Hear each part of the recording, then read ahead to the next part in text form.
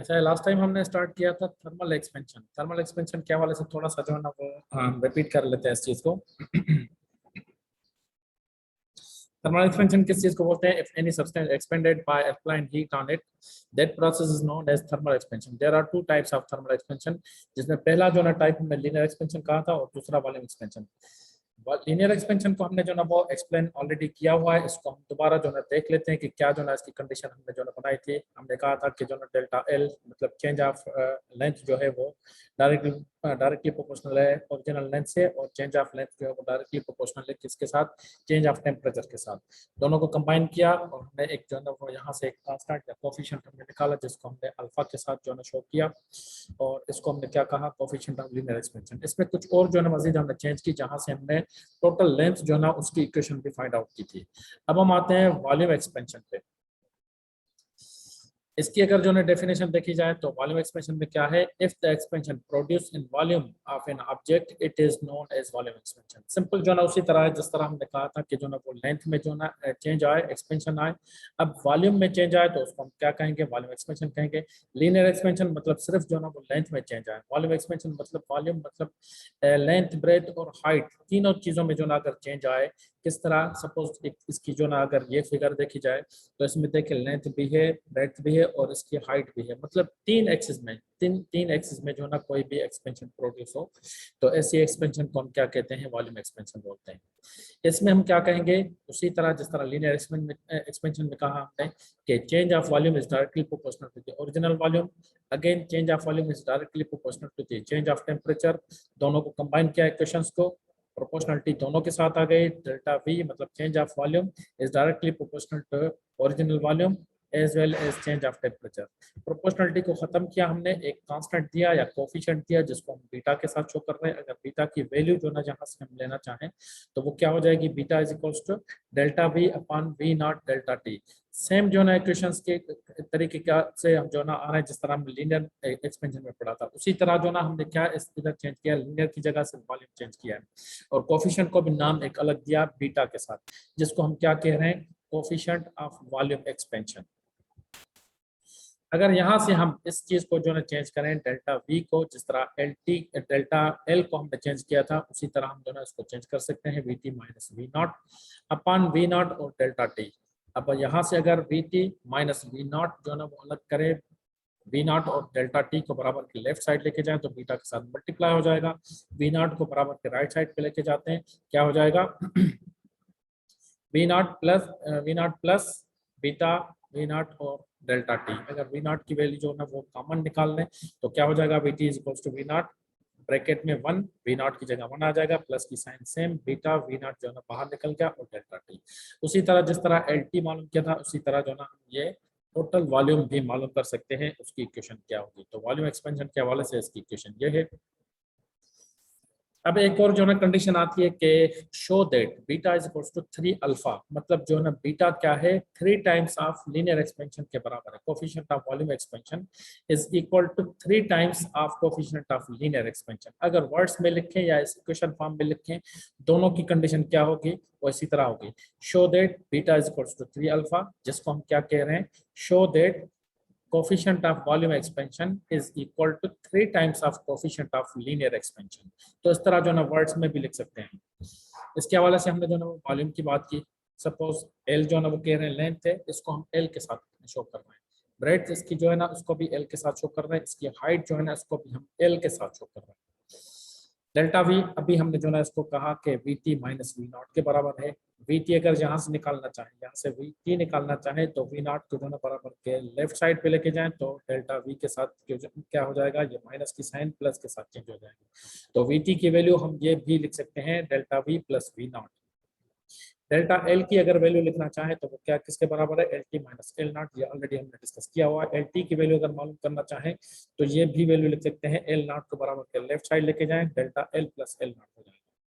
एक और जो ना वैल्यू एल टी की वैल्यू जो हमने कैलकुलेट की थी वो क्या क्या थी? वो L naught alpha delta T plus 1, या हमने क्वेश्चन में लिखा था 1 प्लस अल्फा डेल्टा टी। तो दोनों जो ना कंडीशन सेम ही है, हमने थोड़ा सा रीअरेंज करके लिखा है, अल्फा डेल्टा टी प्लस 1 करके लिखा है। तो इसमें भी कोई इशू नहीं है। अब हम आते हैं वॉल्यूम पे। वॉल्यूम किसके बराबर होता है? लेंथ, ब्रेड्थ और हाइट। लेंथ को एल के बराबर किया हमने, ब्रेथ को भी, अगर इस जो ना फिगर को देखें हम, एल को, लेंथ को एल के बराबर किया है, बी को भी एल के बराबर किया है, एच को भी एल के बराबर किया है, तो हम एल एल एल लिख सकते हैं, एल, इसको एल क्यूब हम लिख सकते हैं, V equals to L cube. अब यहाँ से ये भी हो सकता है कि वॉल्यूम जो है ना वो 3 टाइम्स ऑफ लेंथ, मतलब लेंथ लेंथ ब्रेथ और हाइट तीनों को मिला के हम वॉल्यूम बनाते हैं, तो इस तरह भी लिख सकते हैं हम। हमने जो ना लेंथ ब्रेथ और जो ना हाइट से शुरू किया था, इसको एल के बराबर किया, एल क्यूब के बराबर ये हो गया। और वैसे भी अगर देखा जाए तो 3 एक्सिस में होता है वॉल्यूम, अगर लीनियर एक एक्सिस को 3 टाइम्स जो ना वो हम लेंगे तो वो क्या बन जाएगा, वो जो है वो वॉल्यूम बन जाएगा। या एक और जो ना वो इसमें एक चीज जो ना डिस्कस कर सकते हैं हम, कि लेंथ की जो जो लेंथ का जो यूनिट है वो मीटर है, और वॉल्यूम का यूनिट है क्या है, वो मीटर क्यूब है, मतलब 3 times of meter, meter cube, ये जो ना वो यूनिट किसका हो जाएगा, वो वॉल्यूम का जो ना यूनिट हो जाएगा। अब खैर आगे चलते हैं, सपोज जो है ना वो कह रहे हैं कि volume is equals to length cube, अगर टोटल वॉल्यूम लेंगे तो लेंथ भी जो ना टोटल लेंगे, क्यूब वही जो ना वो आएगा।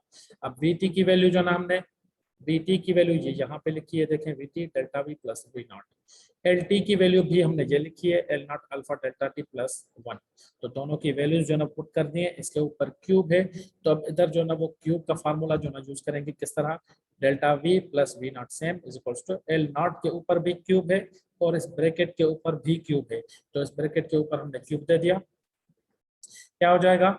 अब इसको जो ना हम क्या कह सकते हैं, delta V plus V naught same is equals to L naught cube, ये किसके बराबर हो जाएगा, वी नॉट के बराबर, जिस तरह वी एल क्यूब के बराबर है, V T L T cube के बराबर है, तो L naught cube V naught के बराबर हो जाएगा, और ये alpha delta T plus 1 whole cube. अब ये क्यूब का फार्मूला इधर हमने यूज किया, वो क्या होता है, ए क्यूब, सपोज ये अल्फा डेल्टा टी ए है, प्लस 1 जो है वो इसकी वैल्यू क्या, सपोज हम बी इसको कंसीडर कर रहे हैं, अल्फा डेल्टा टी पहला पार्ट क्या है, वो ए है, दूसरा पार्ट क्या है, वो बी है, तो A cube plus 3a square B plus 3ab square plus B cube.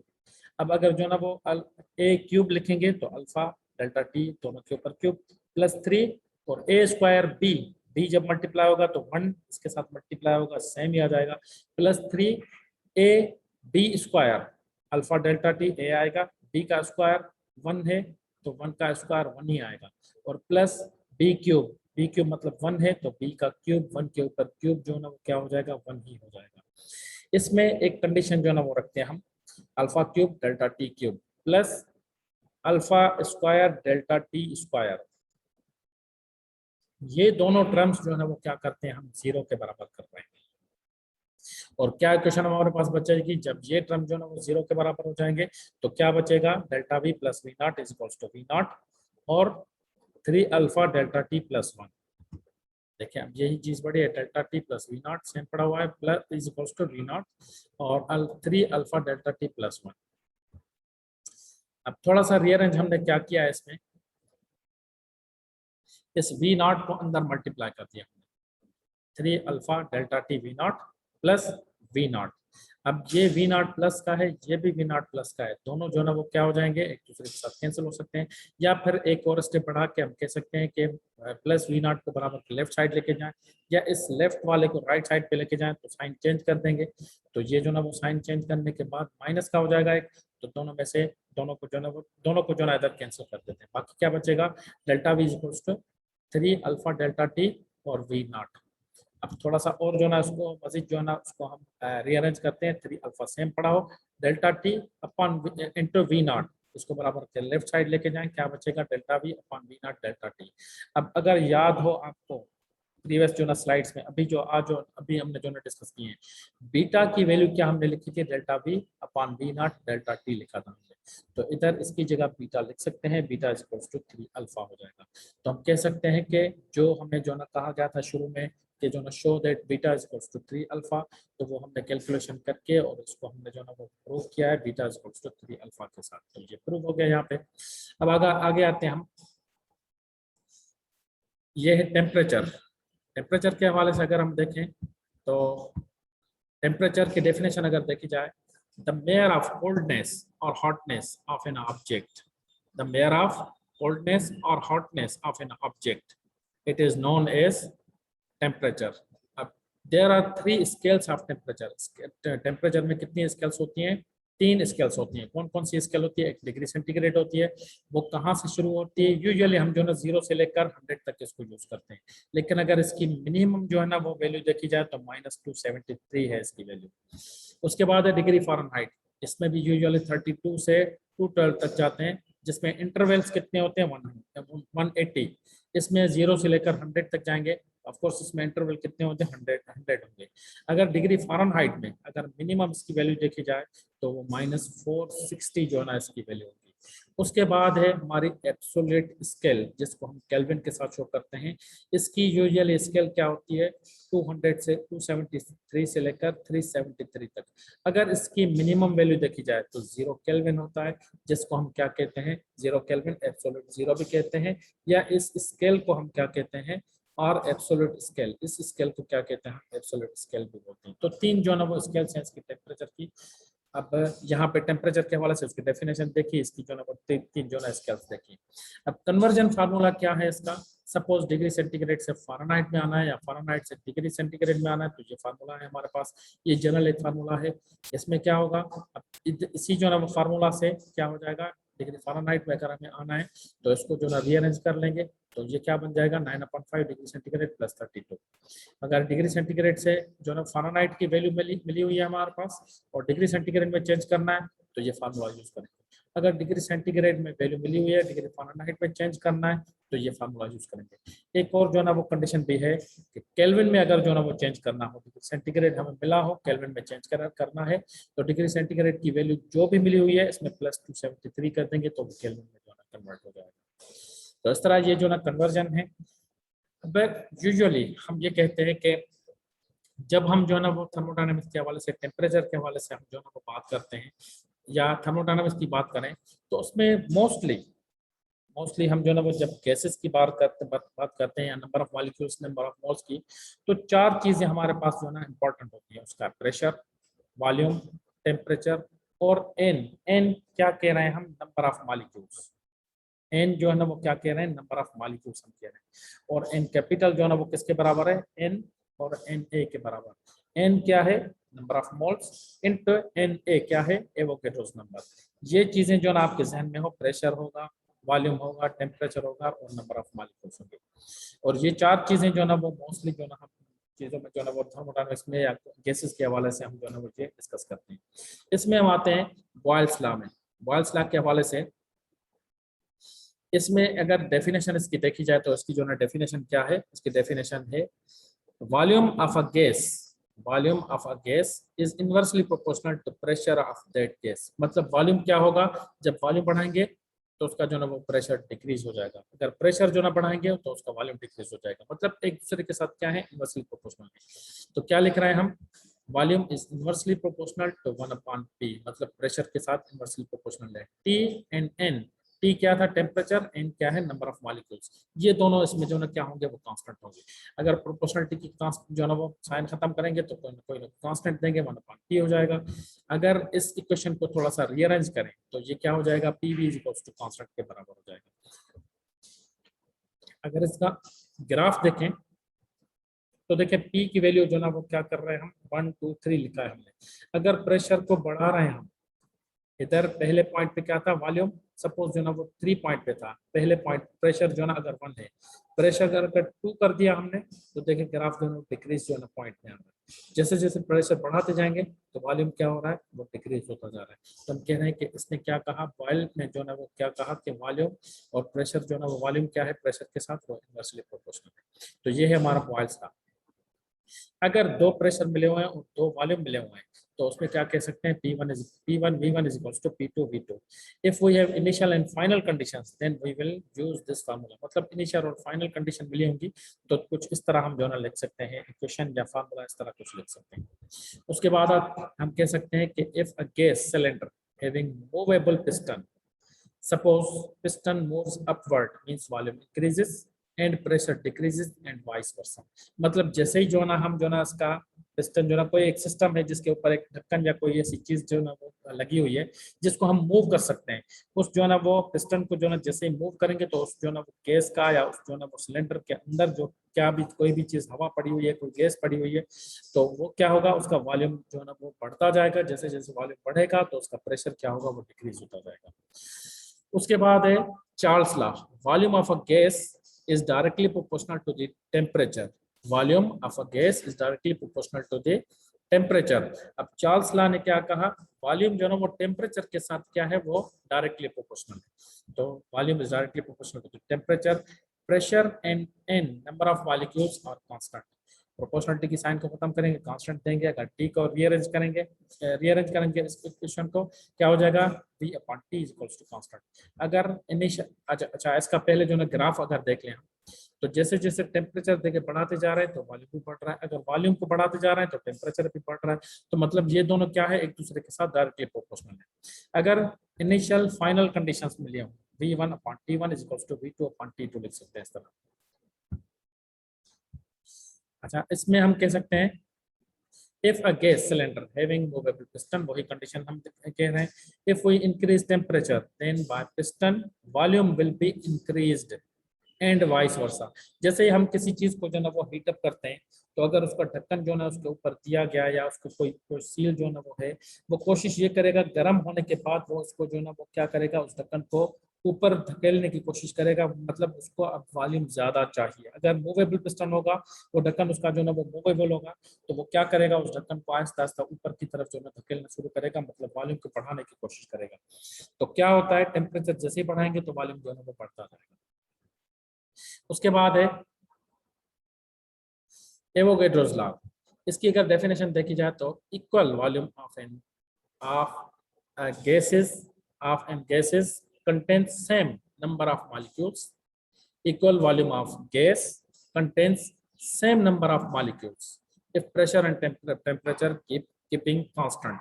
Volume और जो ना नंबर ऑफ मॉलिक्यूल्स की बात हो रही है इधर, वॉल्यूम अगर जो ना गैस का होगा तो उसमें सेम नंबर ऑफ मॉलिक्यूल्स होंगे। प्रेशर और टेम्परेचर को क्या कह रहे हैं हम, दोनों जो ना कांस्टेंट हो जाएंगे।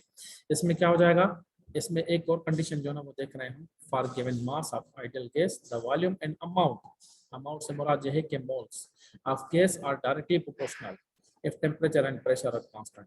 अब क्या होगा, इसमें एक जो ना वो फार्मूला के हवाले से इसकी इक्वेशन क्या जो ना वो लिखी है हमने, for given mass of ideal gas, for given mass of ideal gas, for given mass of ideal gas, volume and amount of moles are of gas are directly proportional। मतलब वॉल्यूम क्या होगा, नंबर ऑफ मोल्स से क्या होगा, directly proportional होगा। Pressure और जो है ना वो टेम्परेचर हमने इसमें क्या कहा, वो कांस्टेंट होगा। अब क्या कह रहे हैं, volume is directly proportional to the number of moles. Proportionality की साइन खत्म करते हैं, कांस्टेंट देते हैं, एन को जो ना बराबर के लेफ्ट साइड लेके गए, तो क्या हो जाएगा, v upon n is equals to constant. अगर इनिशियल फाइनल कंडीशंस हो, v1 upon n1 is equals to v2 upon n2। ये कंडीशन हो गए एवोगैड्रोस के लॉ के हवाले से। अब हमारे पास है ideal gas equation. Ideal gas equation के हवाले से हम ये कह रहे हैं कि अब तीनों लॉज को जो ना वो कंबाइन करके एक इक्वेशन बनाएंगे हम। वो क्या इक्वेशन होगी, उसको हम डिस्कस करते हैं। बॉयल्स लॉ के कहने के मुताबिक हम कह रहे हैं कि volume is inversely proportional to the pressure.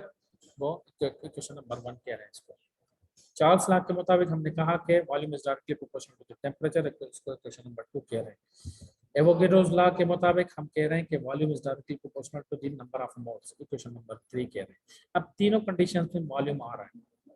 अब अगर तीनों कंडीशंस में वॉल्यूम आ रहा है तो तीनों इक्वेशंस को हम जो ना वो कंबाइन कर रहे हैं या कंपेयर कर रहे हैं। Now compare equation number 1 2 combine. हम इधर जो ना ये भी कह सकते हैं कि जो ना इक्वेशन नंबर 1 2 3 को जो ना कंबाइन कर रहे हैं, क्या हो जाएगा, volume is directly proportional to the n and t and inversely proportional to the pressure। Proportionality की साइन को खत्म, p को जो ना वो इधर जो ना वो डिवाइड में है बराबर के इसके इस तरफ ले गए, ये क्या हो जाएगा, pv is equals to proportionality की साइन जब हमने खत्म की तो इधर r कैपिटल लिख दिया और nt सेम हमने लिखा है।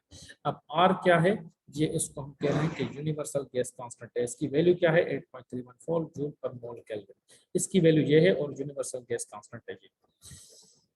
इस इक्वेशन को थोड़ा सा रीअरेंज करके लिख रहे हैं, क्या हो जाएगा, PV equals to nRT. This is called the ideal gas equation which is combined equation of Boyle's law, Charles law and Avogadro's law. तो इस इक्वेशन को PV इक्वल्स टू nRT को हम क्या कहते हैं, आइडियल गैस इक्वेशन कहते हैं. इसको हम क्या कह रहे हैं, आइडियल गैस इक्वेशन. अगर हम इस इक्वेशन में यहाँ तक जो है आइडियल गैस इक्वेशन पूरी हो गई, PV इक्वल्स टू nRT. इसमें कुछ और जो है वो चेंज करना चाह रहे हैं. क्या चेंज करना चाह रहे हैं, यही इक्वेशन हमने उठा ली. इसमें R की वैल्यू क्या है, R जो है बराबर है वो K upon K into NA. अब K क्या है, इसमें K है हमारा, K हमारा इधर बोल्ट्जमैन कांस्टेंट, जिसकी वैल्यू क्या है 1.3 इंटू 10 पावर माइनस 23 जूल पर केल्विन. जूल पर केल्विन ये K बोल्ट्जमैन कांस्टेंट की वैल्यू है.